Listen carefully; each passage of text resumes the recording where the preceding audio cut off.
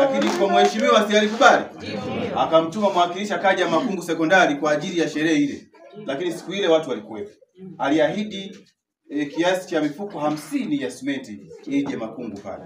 Na ile mifuko imekusha kuja.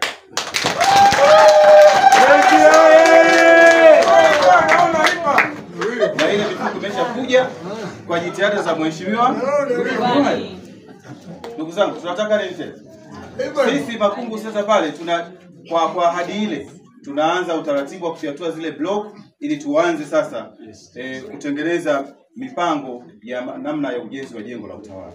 Tunaamini kwa imani yangu mimi ni mtumishi wa serikali, nipo hapa leo, kesho nitakuwepo sehemu nyingine, lakini mheshimiwa diwani huyu haya leo yafanya hapo kwa ajili ya kata hii.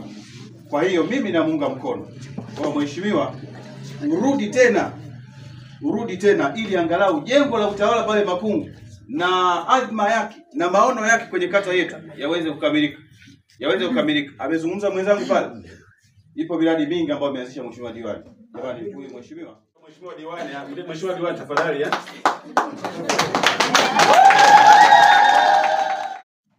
Kwako mheshimiwa diwani. Itoshe kusema wananchi hawa wamekuwa.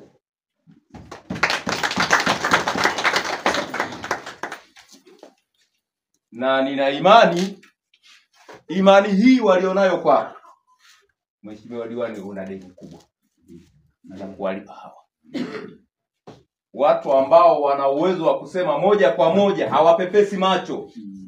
Na nikwambie tu, wakati nimetangulia kufika nyinyi, wakati mko mkutano wa kwanza, mimi ni mtafiti kidogo wa siasa, mtafiti ambaye sijasomea.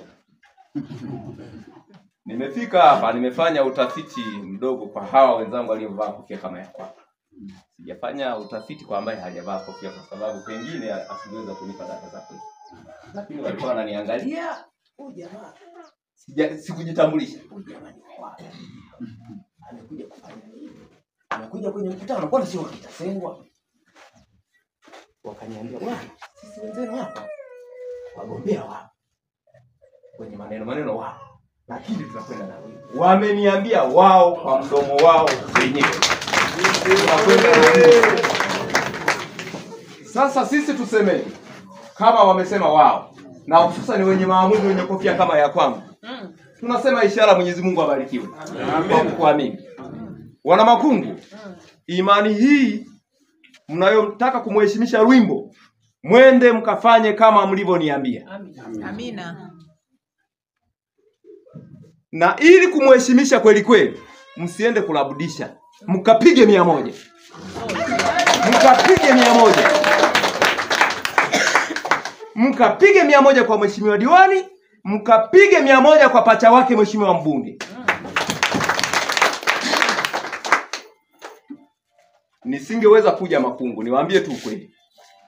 Nisingeweza kuja Makungu. Mimi sehemu ambayo nikienda kuna fedha mheshimiwa diwani, huwa naomba mheshimiwa mbunge anitafutie mtu mwingine aende akaniwakilishe sehemu hiyo. Nimekuja Makungu kwa sababu nina imani Makungu hakuna mashaka yeyote kwako, hakuna mashaka kwa mheshimiwa mbunge. Na ndio maana nimekubali kuja. Na mheshimiwa mbunge anawasalimuni sana. Ana imani sana na nyinyi wana Makungu. Anasema hivi, wamefanya mambo makubwa sana na mheshimiwa diwani.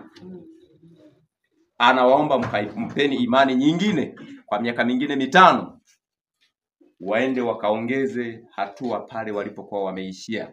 Wana mipango mingi ambayo wameipanga, wanatarajia waifanye waweze kumalizia pale. Viongozi wa dini, na washukuru wazee wangu, na washukuru watu wenye nia njema na mimi. Waliniambia hivi, kama uligombea kwa mashindano ya matusi, shindwa. Ili matusi yao yameshinda, wewe umefanya nini? Umeshinda. Lakini kuna mchungaji mmoja Nilipoenda kujiuliza, no, ni father. Na ni vizuri nikamtaja mbele za watu. Nilienda kujiuliza, nikamwambia father, kwani mimi nikoje? Unanitazamaje? Father mkubwa. Akaniambia kwa nini unaniuliza? Nikamwambia naambiwa madudu makubwa ambayo mimi siyajui. Akasema simama. Nikasimama. Geuka nyuma. Nikageuka. Leo ukiambiwa unamkia umeota, utakuja kwangu? Nauliza swali. Ukiambiwa unamkia utakuja kwangu? Nikamwambia nitajitazama.